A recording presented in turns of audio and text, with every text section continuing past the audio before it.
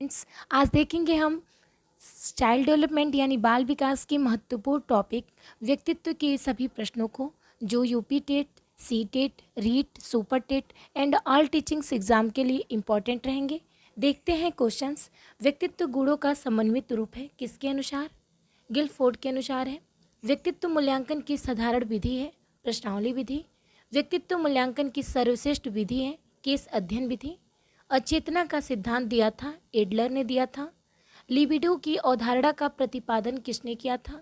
Freud ने किया था। एक अच्छे परीक्षण की विशेषता क्या है?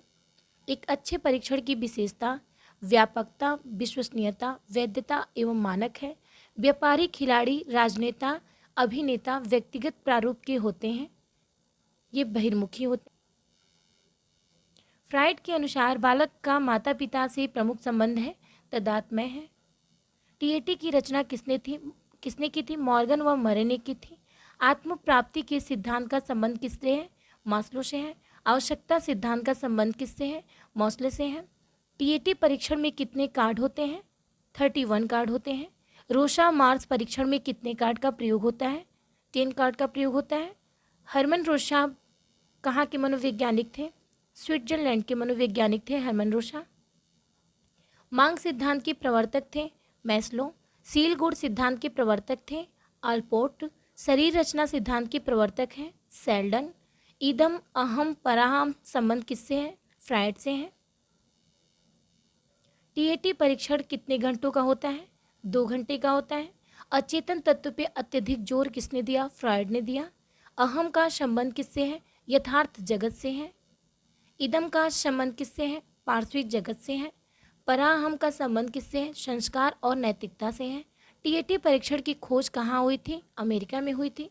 स्याही धब्बा परीक्षण में कौन कौन से रंग का प्रयोग किया जाता है? स्याही धब्बा परीक्षण में लाल, काला और सफ़ेद रंग का प्रयोग किया जाता है। व्यक्तित्व को यूनानी भाषा की किस शब्द से लिया गया है? पर्सोना शब्द से लिया गया है। पर्सोना शब्द किस शब्द से लिया गया है? किस भाषा से लिया गया है? तो यूनानी भाषा से लिया गया है। प्रक्षेपण विधियाँ मापन करती है व्यक्तित्व का। रूसा बुद्धि परीक्षण निर्मित हुआ था सन 1921 ईस्वी में। व्यक्तित्व समस्त शारीरिक, जन्मजात तथा अर्जित वृत्तियों का योग है, परिभाषा किसके अनुसार है? मॉर्टन के अनुसार है। बालक के व्यक्तित्व के विकास का आरंभ होता है शैशवावस्था से। भारतीय आयुर्वेद शास्त्र के अनुसार व्यक्ति होते हैं कफ प्रधान, पित्त प्रधान, वात प्रधान। रॉबर्ट किस प्रकार के मनोवैज्ञानिक थे? मनोविश्लेषणवादी मनोवैज्ञानिक थे।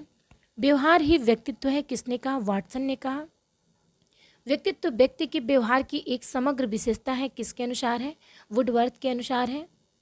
प्राचीन भारतीय मान्यता के अनुसार कपिल मुनि के सांख्य दर्शन में 3 गुण का उल्लेख किया। कौन कौन सा वो गुण था? सतोगुण, रजोगुण और तमोगुण। ये तीनों जो गुण था वो कपिल मुनि के अनुसार था। नेक्स्ट देखेंगे।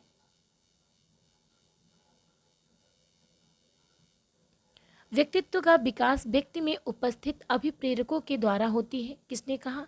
अब्राहम मोस्ले ने कहा। व्यक्तित्व को प्रभावित करने वाले कारक हैं जैविक या आनुवांशिक या पर्यावरण संबंधी कारक हैं। व्यक्तित्व की संरचना में इदम, अहम, पराहम 3 तत्वों का विशेष महत्व दिया है, फ्रायड ने दिया है। इदम है एक सुखवादी सिद्धांत, भौतिक सुख है। अहम है वास्तविकता, भौतिक जगत, यथार्थ जगत।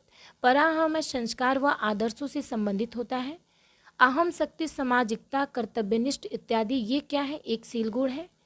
एकांत प्रिय, संकोची, आदर्शवादी तथा आत्मगत दृष्टि कोण वाले व्यक्ति यूंग के व्यक्तिगत वर्गीकरण के किस वर्ग में आते हैं? अंतर्मुखी वर्ग में आते हैं। स्याही धब्बा परीक्षण मूलतः किसके द्वारा होते हैं? निर्मित है तो हरमन रोशा के द्वारा है। एक विद्यार्थी व्यवहार कुशल, संकोच रहित, यथार्थवादी तथा सामाजिक क्रियाकलापों में पर्याप्त भाग लेता है, उसे युग के इस व्यक्तित्व वर्ग में रखा जाता है तो बहिर्मुखी व्यक्तित्व वर्ग में रखा जाता है। सेल्डन के एंडोमॉर्फिक वर्गीकरण में कैसे व्यक्ति सम्मिलित होते हैं?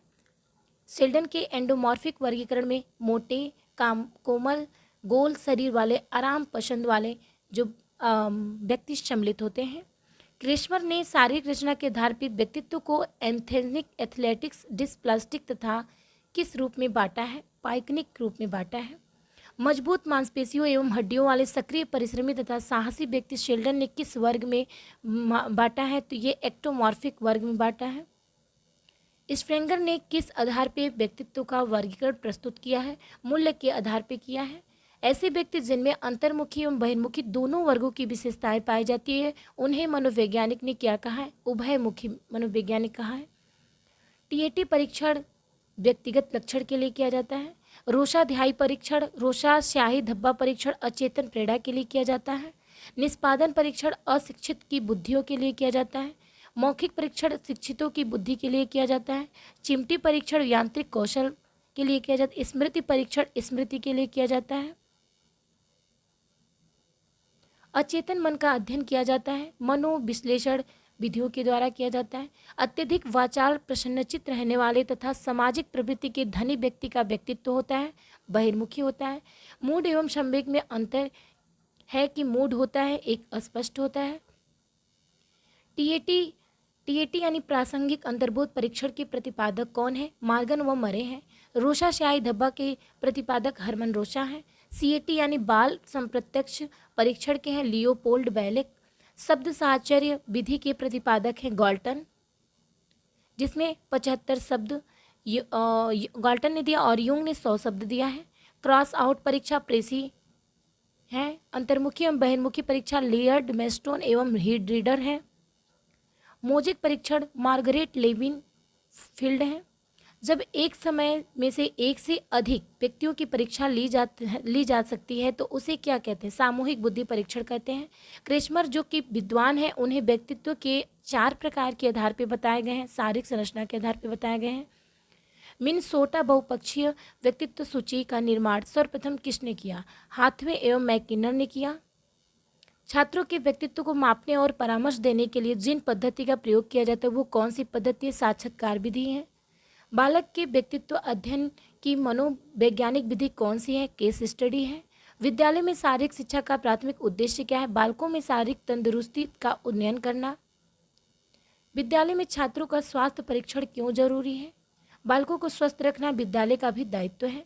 मनोविश्लेषणात्मक प्रणाली की जन्मदाता सिगमंड फ्रॉयड जी हैं।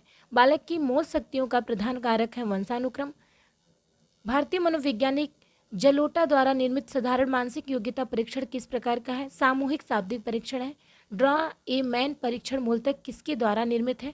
गुड एनफ के द्वारा निर्मित है। धन्यवाद। मिलते हैं नेक्स्ट वीडियो में नेक्स्ट टॉपिक पे।